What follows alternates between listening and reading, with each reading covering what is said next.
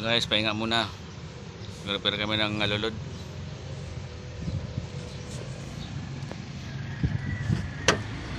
So guys, mataas.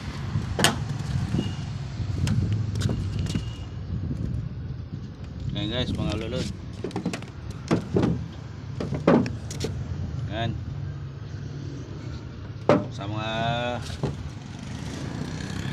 Sa mga dugtungan. Yung dating gumawa guys, hindi inayos paggawa. Hindi ni-rebit. Tayo po ang nagre-repair ngayon. Yan, oh.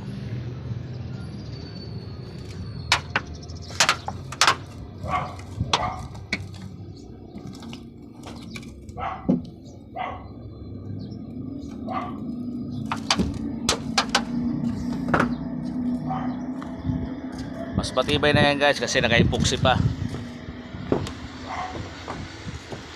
Yung sino ang magpaparepair ng bubong dyan, PM lang.